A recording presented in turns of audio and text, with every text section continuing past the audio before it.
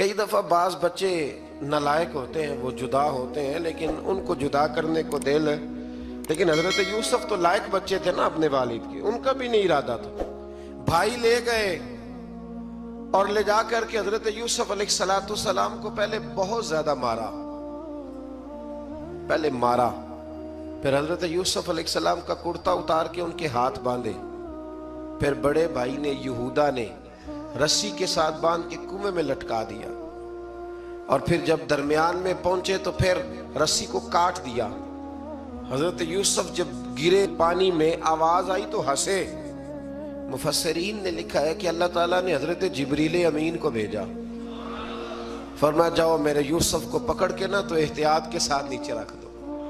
حضرت یوسف کو رکھ دیا گیا۔ 3 دن اور 3 راتیں جناب یوسف کنویں میں رہے۔ بچانے والا زیادہ بڑا ہے، محفوظ رکھنے والا زیادہ طاقتور ہے۔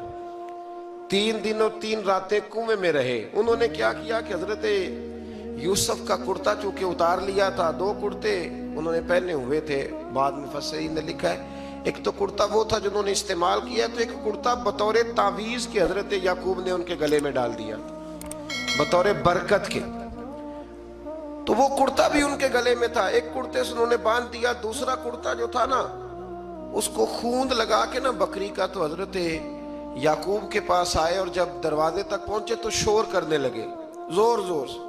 حضرت یعقوب پریشان ہو کے باہر آئے، چونکہ وہ بکریاں بھی ساتھ لے کے گئے تھے، بکریاں چرایا کرتے تھے، تو کہا بکریوں کو بھیڑیا تو نہیں پڑ گیا؟ تو کہنے لگے حضور بکریوں کو تو نہیں پڑا، پر حضرت یوسف کو لے گیا ہے۔ اور حضرت یوسف علیہ السلام شہید ہو گئے۔ حضرت یعقوب علیہ السلام نے نا وہ کرتا دیکھا تو کرتا دیکھ کے فرمانے لگے بڑا سیانہ تھا بھیڑیا، یوسف سارا کھا گیا ہے پر کرتا کسی جگہ سے پھٹا بھی نہیں۔ اس کا مطلب ہے کہ حضرت یعقوب کو سمجھ آ گئی کہ میرے یوسف کو بھیڑیے نے کھایا نہیں ہے۔ یہ قرآن مجید ہے۔ فرمایا بڑا سمجھدار تھا بھائی، کرتا پھٹا بھی نہیں اور یوسف وہ سارا کھا گیا۔ اب یہ روز وہاں بکریاں چرانے جاتے تھے، یا جناب یعقوب تو رونے لگے تو بھائی روز جاتے تھے، جھانک جھانک کے دیکھتے تھے کہ یوسف ہے کہ نہیں۔ تیسرے دن ایک قافلہ وہاں سے گزرا جو مصر جا رہا تھا، انہوں نے پانی نکالنے کے لیے جب ڈول لٹکایا تو حضرت یوسف نے پکڑ لیا۔ اس شخص نے حضرت جناب یوسف علیہ السلام کو اوپر کھینچا، جب واپس اوپر زندہ نکل آئے تو بھائی پھر حیران ہو گئے، ابھی بھی شکر ادا نہیں کیا کہ 3 دن کے بعد دیکھو اللہ نے کتنا فضل فرمایا ہے۔ لیکن وہ پھر کہنے لگے قریب آ کے نا اس سے، یہ ہمارا بھاگا ہوا غلام ہے، اگر تمہیں چاہیے تو لے لو، سستا بیچ دیں گے۔ حضرت یوسف کا قول بعد مفسرین نے لکھا ہے، آپ فرماتے ہیں کہ مجھے جب انہوں نے تھپڑ مارے تو اتنی تکلیف نہیں ہوئی، کنویں میں پھینکا تو اتنی تکلیف نہیں ہوئی، تکلیف تب ہوئی جب انہوں نے مجھے بھائی نہیں مانا اور کہنے لگے یہ ہمارا بھاگا ہوا غلام ہے۔ تو کہا کتنے کا بیچو گے؟ کہا تم 20 درہم دے دو اور لے لو۔ 20 درہم کا جناب یوسف کو بیچ دیا۔ وہ لے گئے مصر کی منڈی میں، وہاں قیمت لگنے لگی، کتنے ہزار، اتنے ہزار، اتنے ہزار۔ اللہ اکبر۔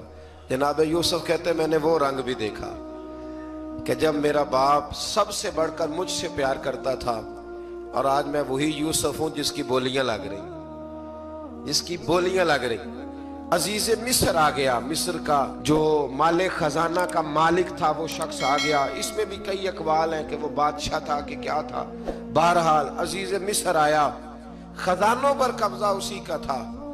اس نے حضرت یوسف علیہ السلام کے وزن کے برابر سونا تول کے دیا، وزن کے برابر چاندی تول کے دی، وزن کے برابر اس نے ہیرے جواہرات دیے، پھر گھر لے گیا۔ اور جناب یوسف علیہ السلام فرماتے ہیں میں ایک آزمائش سے نکلا، جب گھر آیا تو بڑے سکون سے رہنے لگا۔ عزیز مصر نے اپنی بیوی زلیخا سے کہا اس کا خاص خیال رکھنا۔ فرماتے ہیں محبت ملنے لگی، پیار ملنے لگا، گھر میں بڑی خوشی سے رہنے لگا، پر اللہ کو کچھ اور ہی منظور تھا۔